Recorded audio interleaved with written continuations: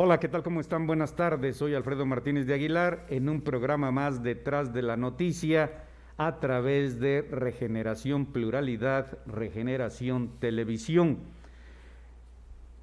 Hoy una de las prioridades en medio de la crisis planetaria en materia humanitaria provocada por la pandemia global del COVID es respetar, rescatar la naturaleza y de manera especial el saneamiento de los ríos sin la terrible contaminación que les provoca las aguas negras, las aguas residuales en nuestros arroyos, en nuestros ríos, lagos y mares, que son elemento indispensable en la vida.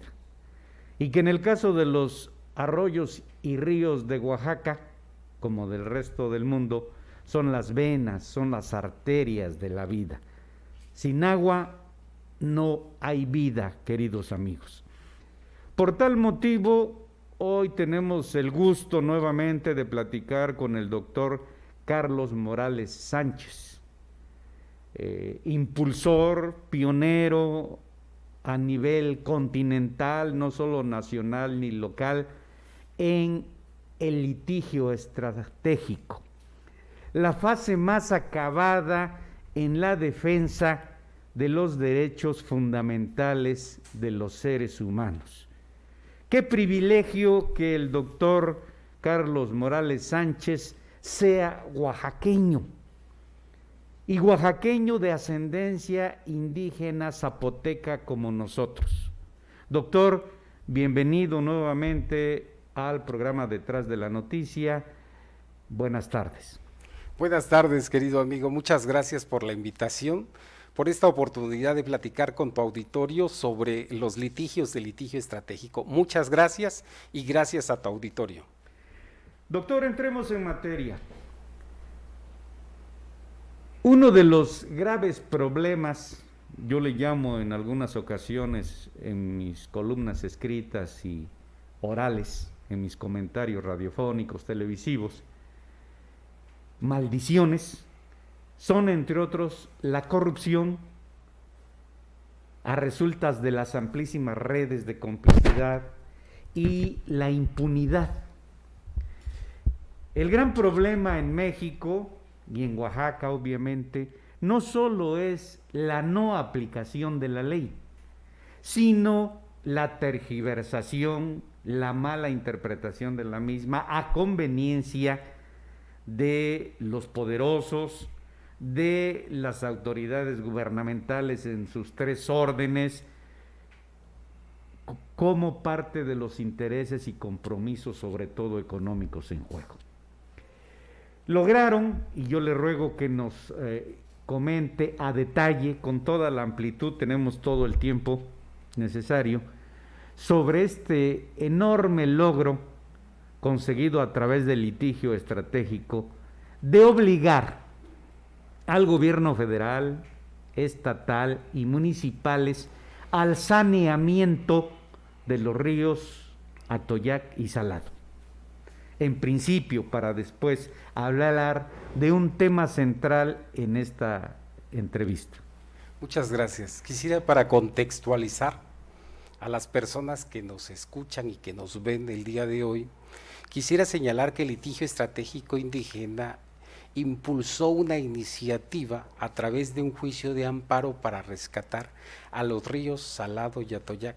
Es algo sobre lo que ya hemos platicado, pero que quiero precisar que después de bastante tiempo de litigio, finalmente obtuvimos que el Poder Judicial de la Federación, mediante una sentencia, ordenara a autoridades omisas que se abocaran al rescate de los ríos. ¿Qué hicimos?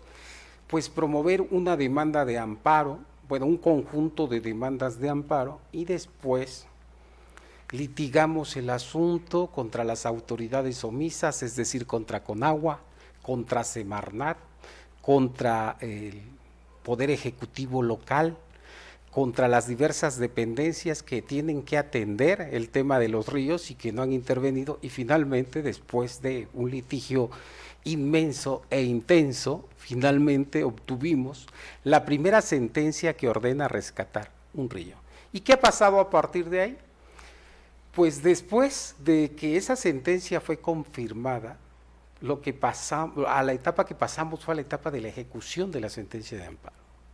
En esa etapa de ejecución de la sentencia de amparo es donde actualmente nos encontramos. Pero quisiera señalarte, querido amigo, y a tu auditorio, que esa etapa de ejecución de las sentencias de amparo, el Poder Judicial de la Federación la dividió en dos grandes partes. En estos momentos estamos en la primera parte que se refiere específicamente a la planeación de la ejecución de la sentencia de amparo. Rescatar 2 ríos en México es una tarea novedosa, sobre todo si tomamos en consideración que esto viene como consecuencia de una sentencia de amparo. Nosotros en México no sabemos cómo rescatar 2 ríos como resultado de una sentencia del Poder Judicial de la Federación. Primero por la falta de protocolos, pero también estamos ante una materia completamente novedosa. O sea, esto presenta mucha dificultad. Por eso, con muy buena creatividad, el Poder Judicial de la Federación dividió la ejecución de la sentencia de amparo que ordena el rescate de los ríos en 2 etapas. La primera, en esta fase, donde hay que planear qué hacer para rescatar los ríos. Todavía no hemos rebasado esa etapa. Las autoridades municipales plantean sus planes, sus programas, al igual que las autoridades que hemos estado llamando al juicio. Nosotros no hemos dejado de llamar a otras autoridades municipales para que intervengan y cumplan la sentencia de amparo. Como este juicio de amparo es un juicio completamente novedoso, nosotros habíamos perdido de vista que, por ejemplo, hay municipios que sin ser colindantes con el río, descargan sus aguas residuales en arroyos o en canales que finalmente van al río. En afluentes. En afluentes que finalmente terminan en el río. Y nosotros no habíamos previsto que esas autoridades también deben ser llamadas al juicio de amparo. Obligadamente. Sí, pero también recientemente el secretario de la SEDATU tuiteó que planteaba hacer un proyecto en el contorno del río Atoyac a la altura del mercado de abastos. Incluso se mencionó que iban a hacer unas pistas de patinetas y ciclovías, etcétera. Nosotros no sabemos exactamente qué es ese proyecto, pero hay una autoridad judicial a la que le deben rendir cuentas. Obligadamente. Por eso lo que hicimos en litigio estratégico indígena fue solicitarle al juez que llamara al secretario de la SEDATU, que tan buena disposición ha mostrado, para que intervenga y le informe, y para que intervenga cumpliendo la sentencia de amparo. Es posible que el secretario de la SEDATU no sepa que existe una sentencia de amparo que ordena rescatar esos ríos. Es posible. Así es nuestra burocracia mexicana. Por eso lo que hicimos fue pedirle al juzgado primero de distrito que llamara a esa autoridad para que interviniera como involucrada. Entonces, ¿qué ha pasado en todo este tiempo? Porque los reclamos que yo recibo es que no obstante la sentencia de amparo, los ríos siguen contaminados. Y yo lo que les respondo es que en estos momentos seguimos planeando qué vamos a hacer para rescatar los ríos. ¿Qué va a pasar con los proyectos que le presenten al juez de distrito?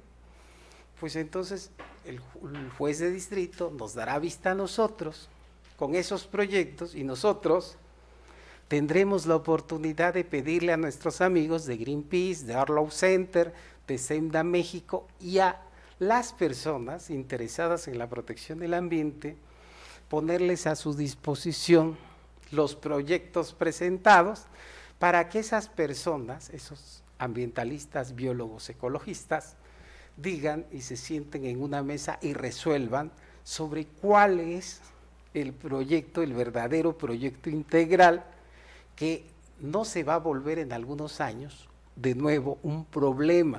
O sea, nosotros queremos una solución a largo plazo, no queremos que a lo largo de los ríos se asienten solamente plantas de tratamiento como una solución efectista, pero todo eso lo podemos ir viendo a partir de la ejecución de la sentencia de amparo.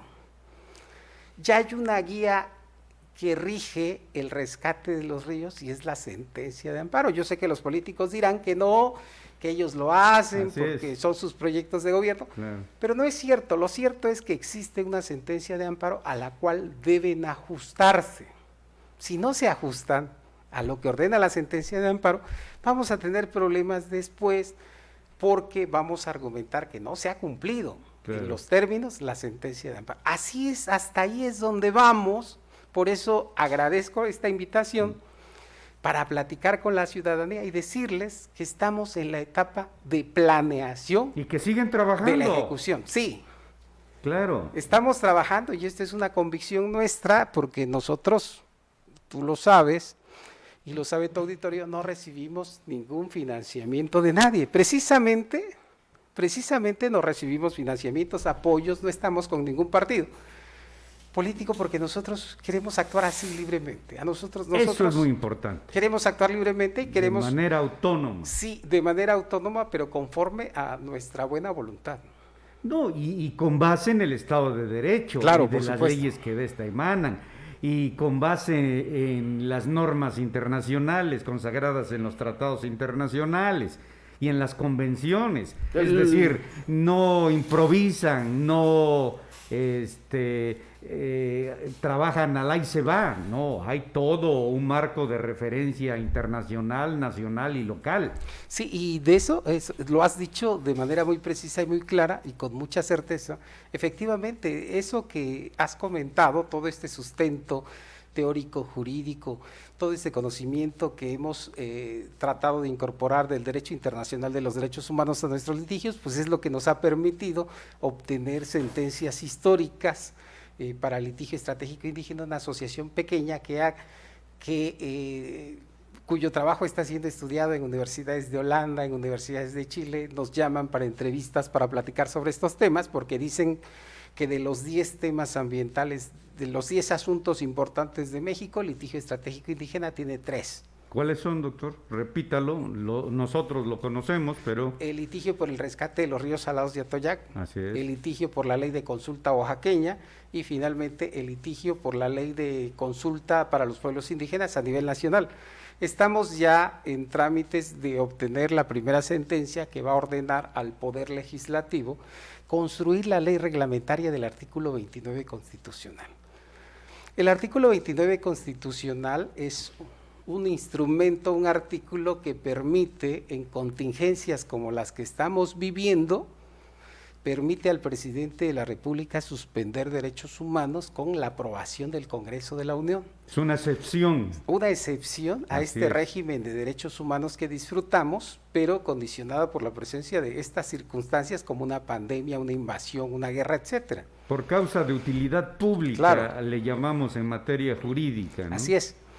Entonces, desde el 10 de junio de 2011, el Congreso de la Unión tiene el deber de construir esa ley reglamentaria Y no lo ha hecho. y no lo ha construido. Por eso nosotros el día 29 de abril presentamos una demanda de amparo ante el juez 11º de distrito pidiendo que concede el amparo para efecto de ordenarle al Congreso que construya esa ley tan necesaria, Por porque supuesto. luego Silvano Aureoles implementa su toque de queda y luego las autoridades municipales también, pero es necesario que todos esos procedimientos bien intencionados tengan un cauce legal. ¿Qué es lo que pueden hacer los gobernadores, los presidentes Se regularicen. municipales? Claro, por supuesto, porque esa suspensión de derechos humanos de facto en la que vivimos en los primeros días, cuando el Consejo de Salubridad General suspendió de facto las actividades no esenciales, pues eso implicó una violación a los derechos humanos, primero al trabajo, segundo a la al libre tránsito, claro, a la libre circulación, pero se dio de facto. Por eso es que nosotros postulamos ahora que el Congreso de la Unión debe crear la ley reglamentaria, porque ojalá, la ley reglamentaria del artículo 29, ojalá que situaciones como esta pandemia no se vuelvan a presentar, pero si se presentan, pues tengamos un instrumento normativo que permita regular todo este tipo de circunstancias, prohibiciones, etcétera.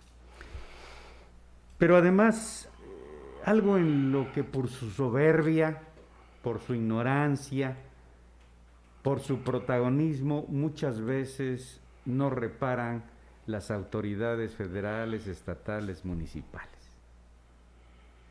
Si es grave violar cualquier ley que emane de la Constitución, lo es mucho más violar la propia Constitución y establecer, imponer este tipo de acciones drásticas que atentan contra los derechos humanos fundamentales, como el toque de queda, como la suspensión de garantías de facto, de hecho, les puede llevar a fincarles responsabilidades internacionales.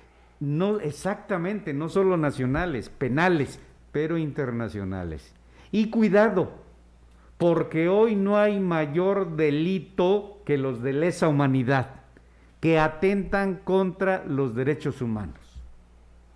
¿Es así, doctor? Y además son imprescriptibles. Por supuesto, ahí está el caso concreto de Augusto Pinochet, ¿no? El general chileno, expresidente de la República, que fue llevado a juicio y a la cárcel por el juez español Garzón. Sí, esa es una historia muy interesante. La dictadura chilena de Pinochet creó, para autoprotegerse al interior de Chile, una ley de obediencia debida y punto final, donde ellos mismos se autoamnistiaban. Decía esa ley, entre los sucesos acontecidos entre el 11 de septiembre de 1973 y el 30 de octubre de 1978, todos los delitos cometidos por los militares chilenos contra los particulares quedan perdonados. El primer mecanismo que utilizaron para autoprotegerse fue una ley de amnistía, pero la Corte Interamericana años después dijo, esa ley de amnistía es inconvencional. Claro. Y después Pinochet dijo, bueno, pues yo me voy a hacer senador vitalicio para siempre tener fuero constitucional. Así es. Y entonces salió muy cómodamente del país y se fue a Inglaterra. Y entonces ahí lo alcanzó algo que se llama la justicia transicional o el fuero internacional de la paz. Así es. El juez Garzón tenía dentro de su código procesal penal, tenía una facultad de juzgar a personas extranjeras que habían cometido en territorio extranjero delitos contra españoles, y así fue con base en eso que se libró la orden de captura de Pinochet. Algo que me preocupa en ese sentido, en aras de un acto de estricta justicia, doctor, porque tiene similitud en los diversos países de América Latina con los brotes de insurgencia revolucionaria, con los brotes de inconformidad social, política, como ocurrió en 2006 en Oaxaca, que el enfoque prioritario es contra las autoridades. ¿Y por qué no contra los particulares que también violaron la ley en contra de las propias autoridades y de otros particulares? Ahí hay una impunidad evidente, pública, notoria. Sí, pero ya la visión de que solamente los derechos humanos son oponibles contra autoridades Estoy de acuerdo. Está ya yéndose a un lado, o sea, no es la visión dominante. Ahora están utilizando una teoría que se llama el Drittwirkung der Grundrechte, que significa que sí podemos fincarle responsabilidades penales y responsabilidades en materia de derechos humanos a las personas que actuando con la aquiescencia, connivencia, tolerancia del gobierno y en diversas hipótesis específicas actúan como si fueran el gobierno, pero causan una afectación a los derechos humanos. Y este es el caso, y estos casos surgen a raíz de los paramilitares en Colombia, de los paramilitares en Colombia, porque Así el es. gobierno, para no enfrentar a los rebeldes, lo que hace es armar particulares para que vayan a hacer el trabajo sucio en contra de los rebeldes, pero ya la doctrina alemana ya encontró un camino para fincarles responsabilidad de esas personas. Ahora, lo que tiene que hacerse es explorarse esas posibilidades en México. Claro. Y que, hacerse extensivo claro a que estos sí. casos Y para hacer justicia a las víctimas. Por supuesto que Porque sí. es un valor superior hoy en día en materia de derechos humanos la protección y defensa de las víctimas. Es que las víctimas ahora tienen un real papel en toda esta búsqueda de la justicia. Ahora las víctimas son escuchadas. Existen. Ahora las víctimas tienen una Viven. ley. ¿Sí? Y hablan y claman justicia. Sí. No obstante que el reducido presupuesto de la Comisión Ejecutiva de Atención a Víctimas, pues es un organismo que posibilita una ayuda para las víctimas, esa visión del igual la Comisión Nacional de Búsqueda que preside Carla Quintana, una mujer muy brillante Y muy comprometida. y muy comprometida, pues son espacios que se le dan a la víctima, pero en el proceso penal, por ejemplo, durante muchos años la víctima fue una convidada de piedra. No existía. ¿Quién hablaba por la víctima? Necesitaba un nuncio, Así que el es. Ministerio Público hablara por ella, y el Así Ministerio es. Público presentaba un escrito y decía, hago mío el escrito de la víctima. De lo contrario, no había. No había. Y la lucha de las víctimas, la lucha por la efectivización de los derechos de las víctimas ha sido una lucha que han dado las víctimas. Por supuesto. Tita Radilla, por Así ejemplo, es. la hija de don Rosendo Radilla, Logró que después de muchos años, y lo mismo sucede con casos recientes que hemos comentado, son las víctimas directas, las víctimas indirectas las que están empujando para que el papel de la víctima esté más visibilizada, más fuerte y tenga la posibilidad de ejercitar derechos. y Oaxaca, en ese marco de magia, de hechizo, de biodiversidad, de plurietnicidad y pluriculturalidad, doctor, ha dado recientemente un ejemplo de esta justicia transicional. Después de una intensa lucha de los familiares de los dos guerrilleros eperristas desaparecidos forzosamente, se ha fincado responsabilidades penales y decretado ya a estas alturas auto de formal prisión a un ex jefe y a varios comandantes y agentes de la desaparecida Policía Judicial del Estado. Sí, en este caso que estás comentando, es oportuno señalar que está el proceso, no lo conozco, no he escuchado, solo he leído algunas referencias noticiosas. Está todavía este proceso en la etapa inicial. Pero es un buen principio. Habrá todavía que esperar toda la etapa del proceso. Claro. Lo comento porque el derecho a la presunción de inocencia pues tendría que servir por lo menos para que las personas indiciadas pues tengan su carácter de presuntos inocentes. Así es. Hasta este momento, pero lo que señalas efectivamente es cierto. Las víctimas hacen un trabajo, nunca quitan el dedo del renglón y Así después de estar presionando, obtienen estos ejercicios de la acción penal por parte del Ministerio Público en contra de estas personas. Y es la misma historia del caso Acteal, y es la misma Claro. historia del caso Ayotzinapa. Aguas Blancas, Aguas Blancas es el mismo caso de San Fernando, y es exactamente. la desaparición de los 43. Sí, así es, Ayotzinapa. Ese es un ejemplo muy claro. Jamás los padres han dejado de estar presionando, movilizando. Es la historia de Nochistlán también. Por supuesto. Y entonces, digamos que es un procedimiento, que es algo que está aconteciendo actualmente, que es parte de nuestra realidad mexicana.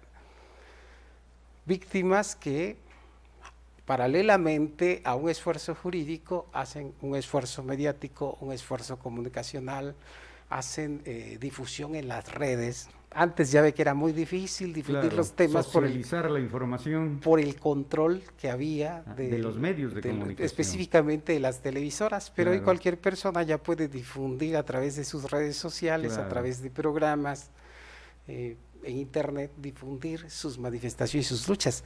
Lo que estamos viendo es una nueva realidad, nos estamos enfrentando ante unas circunstancias nuevas. Esto ya lo vivieron en Perú en los años 90, ya lo vivieron en Chile en los años 90, y nosotros apenas estamos viviendo, Colombia. apenas estamos entrando a esta circunstancia. Tenemos a unas víctimas que están reivindicando su derecho a ser vistas, a ser oídas y a ejercer sus derechos. Esperamos pues ahora la actuación del Poder Judicial de la Federación, y esperamos también que actúen conforme a derecho. Y con independencia. Y con independencia. Con autonomía. Sí, y que actúen conforme a las pruebas del expediente. Por Esperemos supuesto. que sí. Yo soy abogado defensor. El expediente es el mundo del juicio, Sí, del proceso. Sí, y eso, como abogado defensor, y después de haber defendido a 1.526 personas, pues yo advierto pues que están este proceso al inicio. Sí, por supuesto. Esperemos después, veamos qué sucede, qué acontece, pero lo importante es esto que estabas comentando, de que hoy existe un interés. Así es. De las víctimas por la justicia. Claro. Existe ese interés. Así es. Algo que me ocupa y preocupa, y lo denuncio frecuentemente, doctor, como parte de mi responsabilidad profesional, humana, en la búsqueda de la justicia imparcial, es la politización y la ideologización, no solo de las acciones en las que resultaron víctimas quienes hoy demandan justicia, sino en el manipuleo mediático de estos casos. Es innegable que está de moda la defensa de los derechos humanos a nivel local, nacional y global, y que, a mi juicio, los imperios europeo y norteamericano-canadiense han convertido la defensa de estos en una especie de moderno caballo de Troya para someter a estados nacionales, sobre todo en América Latina. Entonces, insisto, me preocupa esa politización, esa ideologización, identificada más con la izquierda, con los movimientos revolucionarios, con los movimientos guerrilleros, con el feminismo radical, con las, lo digo con respeto, aludiendo al término, no lo hago mío, de las feminazis. Ellas sí pueden violentar para exigir justicia. Resulta condenable que se les violente en sus derechos, por supuesto, pero pues como abogados sabemos que no podemos hacernos justicia o no debemos hacernos justicia por propia mano, ni demandar justicia con violencia, porque la violencia genera más violencia. Y con todo que hay un síndrome en el caso de México y de Oaxaca del 68 y del 71 para no pasar a la historia como represores los gobiernos, bueno, también les resultan responsabilidades por omisión, lo acabamos de comentar, por negligencia.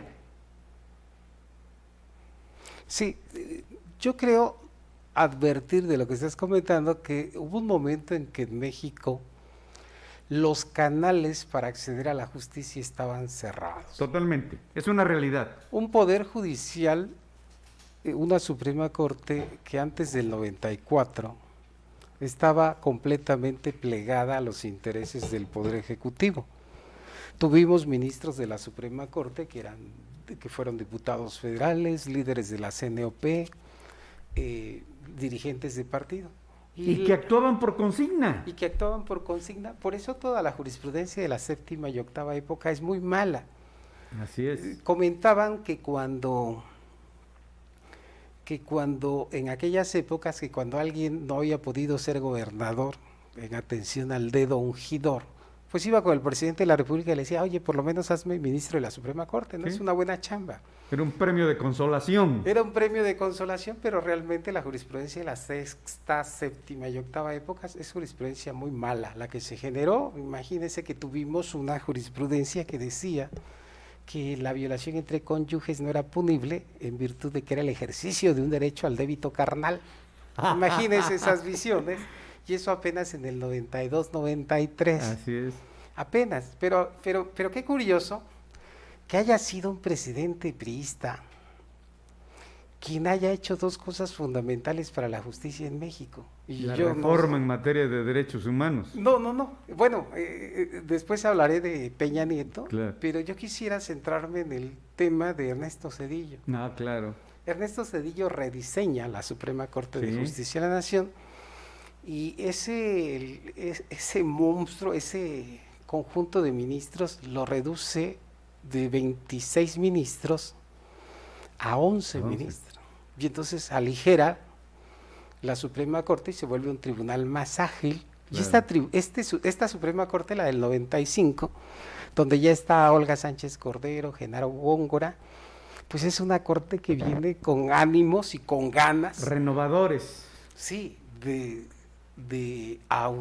volverse autónomos. Claro. Y se vuelven autónomos. Así es. ¿Y qué otra cosa más hizo Zedillo, que siempre ha sido visto en la historia de México como un presidente gris? Hizo otra cosa muy importante, aceptar la competencia contenciosa de la Corte Interamericana en diciembre del 98. Así es. Hay dos cosas que para los que litigamos derechos humanos, para los que defendemos derechos humanos, son muy importantes. Esa renovación de la Corte, esa modificación en el diseño de la Corte y la aceptación de la competencia contenciosa de la Corte Interamericana. Antes prevalecía en México la visión de que solamente nuestros chicharrones tronaban. Así es. Y Zedillo lo que hace pues es permitir el escrutinio a través de un tribunal internacional. Claro.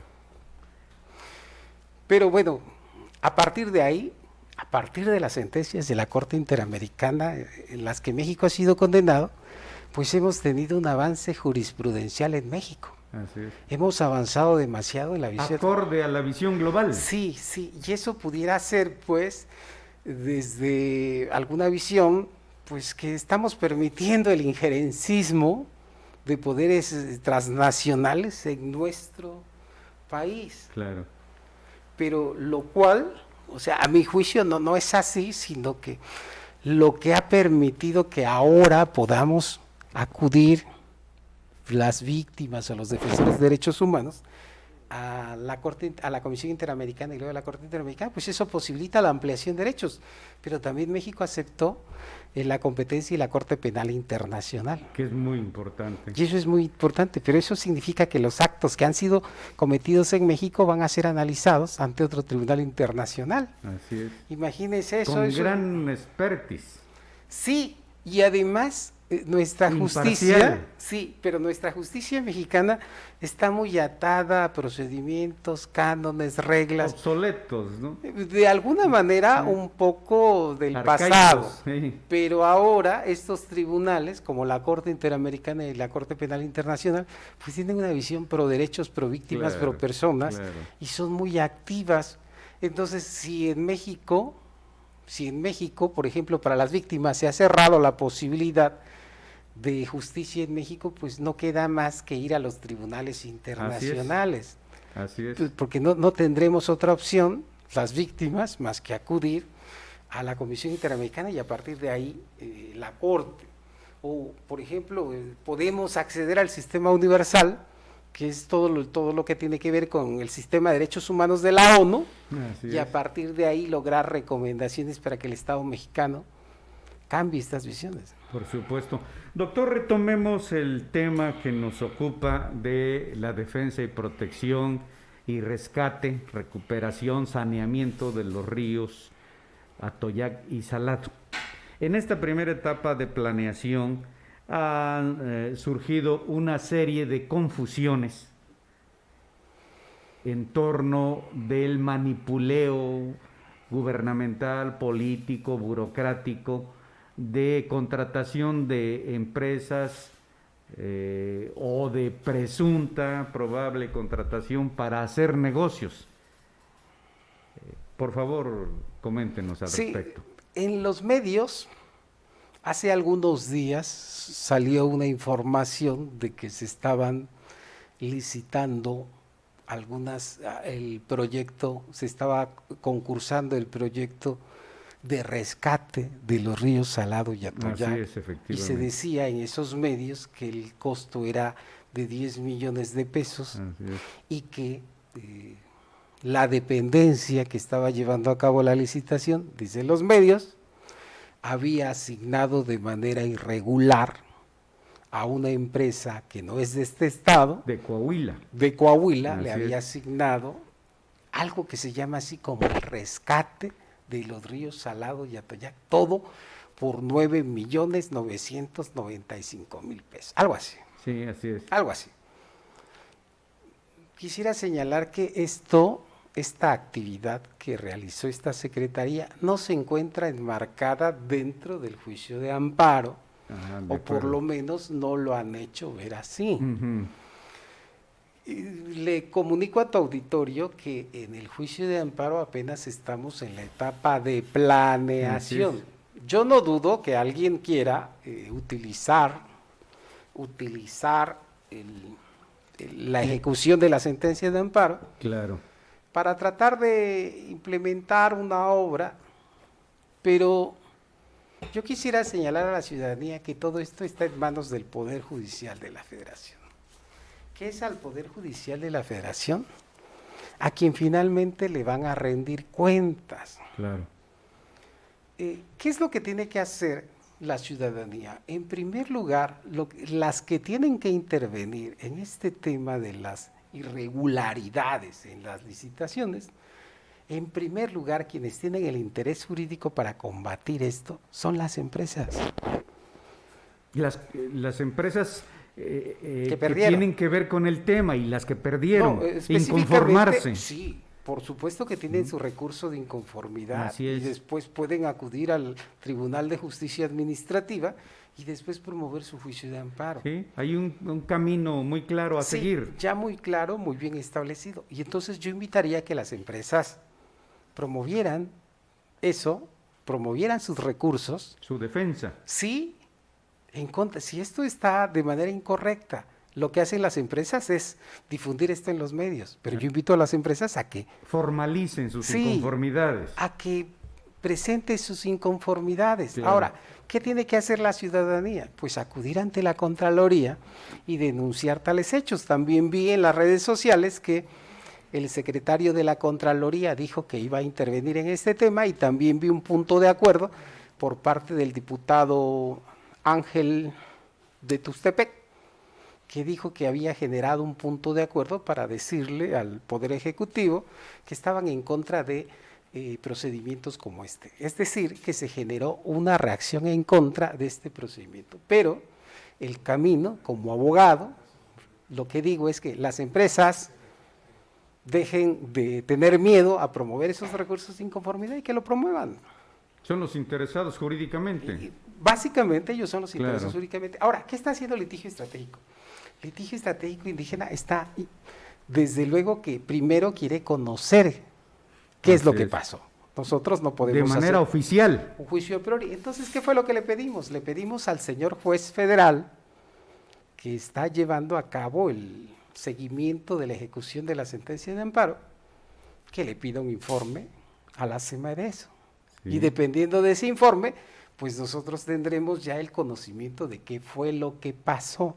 ¿Y qué tienen que hacer? Sí, yo quisiera señalar que la ejecución de la sentencia de amparo, y quisiera yo decirlo para que lo escuche quien lo tenga que escuchar, claro, que este procedimiento del rescate del río Salado y Atoyac no es un procedimiento normal. Estamos ante el primer caso de ejecución de rescates y los estudiosos, los analistas, los juristas, los ambientalistas van a estudiar este procedimiento de ejecución, si no ahorita, en 5 años, en 10, pero la justicia llegará.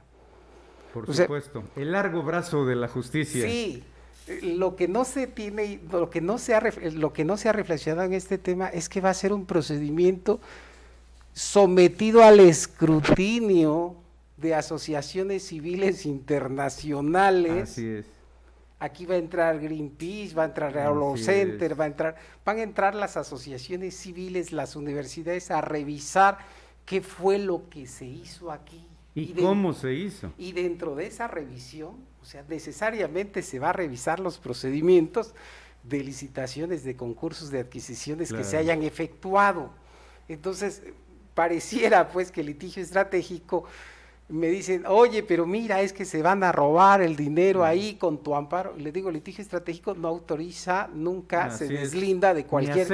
Ni acepta, se deslinda de cualquier tipo de procedimientos que realice el gobierno del Estado o la federación o los municipios, pero quien vigila el proceso de ejecución no es litigio estratégico indígena, sino lo vigila… No es su función. Lo vigila el Poder Judicial de la Federación, a quien le van a tener que rendir cuentas, finalmente. Y el propio Poder Judicial de la Federación rendir cuentas, ¿no?, a los interesados jurídicamente. Doctor Carlos Morales Sánchez, artífice, arquitecto de este revolucionario por innovador sistema de defensa de los derechos humanos, el esquema de litigio estratégico. Muchas gracias por darnos la oportunidad de platicar con usted, de informar a nuestros televidentes a través de Regeneración, Pluralidad, Regeneración Televisión. Esperemos que nos siga dando la oportunidad de conversar, de platicar, de informar posteriormente. Muchas gracias, don Alfredo, muchas gracias por la invitación siempre, gracias a Regeneración.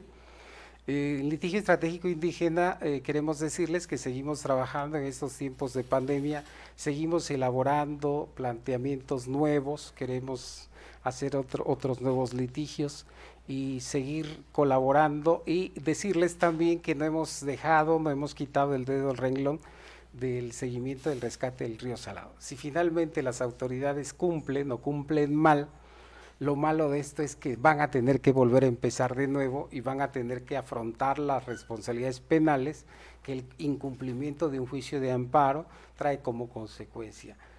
Pasarán 10 o 15 años, pero finalmente las autoridades omisas van a ser responsables de la contaminación, pero también van a ser responsables de incumplimientos en la ejecución de esta sentencia de amparo. Esta sentencia de amparo es una oportunidad, aunque suene la frase trillada, es una oportunidad histórica de hacer algo por el medio ambiente. Ayer platicaba yo con unos abogados de Perú que quieren defender, rescatar, bajo la experiencia que tenemos en Oaxaca, el río Rímac, que atraviesa Lima y desemboca en el Callao. Muchas gracias. El juicio de la historia no perdona. Quizás después de muertos, las autoridades omisas serán sentadas en el banquillo de la historia. Soy Alfredo Martínez de Aguilar, muchas gracias por su atención, muchas gracias por el apoyo y solidaridad al permitirnos este espacio en Detrás de la Noticia, a nuestro director general, el licenciado Raúl Castellanos Hernández. Hasta la próxima.